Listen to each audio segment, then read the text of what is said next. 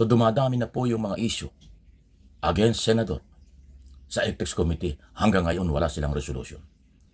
Mag-Holy Week na, walang nangyayari. Magbabakasyon na, dapat ay may nangyari, wala pa rin. Magsisi naman kayo, makonsensya naman kayo. Dahil pera ng bayan at naghihirap na Pilipino ang patuloy na nagpapasweldo sa inyo.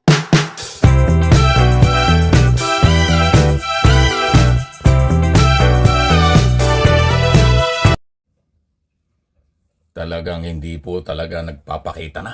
Talagang seryoso na. Senador Bato de la Rosa, sarap ng buhay mo, sir. Haba ng bakasyon mo. Mag-aanim na buwan na, halos kalahating taon na hindi ka nagtatrabaho sa Senado. Pero alam ko naman busy ka at nagtatrabaho ka sa labas ng Senado. Kaya lang pinapasweldo ka ng taong bayan para senador. Sa Senado ang trabaho, hindi sa labas ng Senado, kung saan ka man nandoon. Grabe din ang iyong pag-iingat. Bilib ako sa iyo, Bilib din sa iyong taong bayan. Saka iiwas mo sa chismis na warrant of arrest sa ICC, galing ng ICC, ay nagtago ka na, hindi ka na nagtrabaho sa Senado. Pero siyempre kung kawawa yung taong bayan, siyang nagpapasweldo, isipin mo, 6 na buwan na halos, times 400,000, magkano yun? Kaya na magkwenta nun. 400,000 more or less ang sweldo ng senador. Tapos mag-6 na buwan na, kalahating taon hindi pumapasok. Milyon na yan, di ba? Samantalang ang mga pangkaraniwang Pilipino, wala pang 700 pesos ang minimum. No work, no pay pa yung mga yan. Kayod kalabaw, kayod marino kung tawagin. Para kumita para sa kailang pamilya. Okay. Lalo na ngayon napakataas ng ating mga bayarin dahil sa crisis sa Middle East.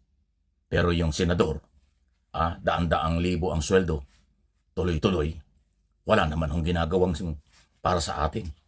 Di ba? Pero yun naman kanyang problema, kung bakit siya nagka-problema sa ICC, hindi naman yan kasalanan ng mga Pilipino. Nung panahon niya na dating Director General ng PNP during Duterte administration, sila yung sinasabing lumamag sa batas.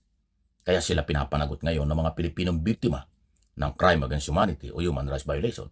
So personal na problema ni Bato ang kanyang kinakaharap. Pero nadamay ang mga Pilipino at yung pera ng mga Pilipino dahil tuloy ang sweldo kahit siya hindi nagtatrabaho. Ayun namang Ethics Committee na pinamunuan ni JB Ejercito, naku, ano maaasahan natin yan? Hanggang ngayon yata hindi pa nakakapagbuo ng rules. Sabi niya, wala sa aming rules ang magsuspende ng sweldo ng senador. Wow! Kaya-hiya talaga tayo sa buong mundo. Takipan, kakulangan ng aksyon, body-body, pagkakaibigan ang nangingibabaw. Dapat no one is above the law. Di ba? Pero yung wala kayong rules para magsuspende ng sweldo, di gumawa kayo. Ang paggawa ng rules, isang araw, 2 araw, tapos na yan mag-6 na buwan na, wala kayong binagong rules para kansilahin temporary ang sweldo. Yung pera ng bayan, proteksyonan. Huwag yung bigay ng pera sa isang senador na hindi naman nagtatrabaho. Dahil nga meron siyang iniiwasan. Yun po yung nakakapanghinayang. Well, issue lang po ito, walang personalan. Ikinukumpara ko lang ang kalagayan ng buhay ng maraming Pilipino ngayon. Hirap na hirap sila. Dahil nga sa crisis. Ang hirap ng pera ngayon na nararanasan sa hirap ng buhay ng mga Pilipino dito at sa abroad. Tapos bayad sila ng bayad ng buwis. Yung iba ay mapupunta lang sa senador na hindi nagtatrabaho. Ganun po yun Issue lang po ito, walang personalan, Mr. Senator. Mahirap ang pamarisan pagkaganyan. Dapat ang Senado, mataas na institusyon, mataas na posisyon sa pamahalaan. Dapat yan ang magbibigay ng magandang halimbawa para sa mga Pilipino. May banta na nga si Senador Trillanes na mag-file na siya ng formal na pagsuspindi sa'yo. Dahil nga 6 na buwan na baka mangyayari yan. Kaya lang sa Ethics Committee darating yan, ay pasintabi na kay Senador JB, mukhang wala akong tiwala rito, paisi-isi rin ito. Matagal ng isyong ito, hindi pa na niresolba. So nakita mo nagdi-dribble sila.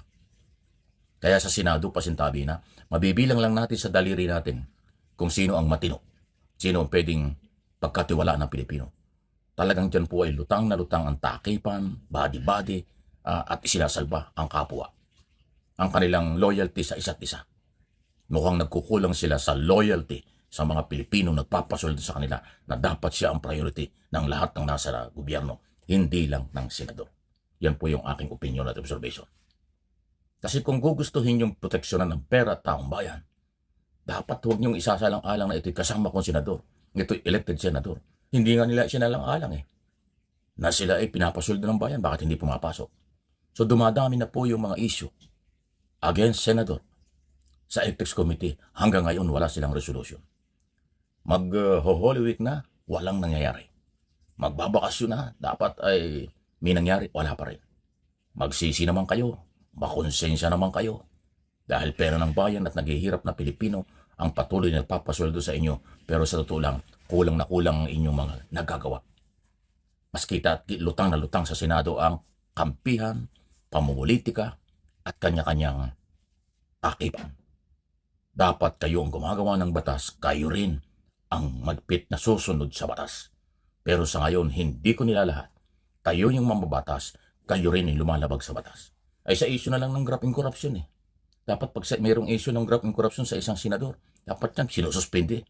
Pinaglilib muna pansamantala para hindi madamay ang pangalan ng institusyon. Wala ni isa. Ilang senador na ang na-involve sa korupsyon?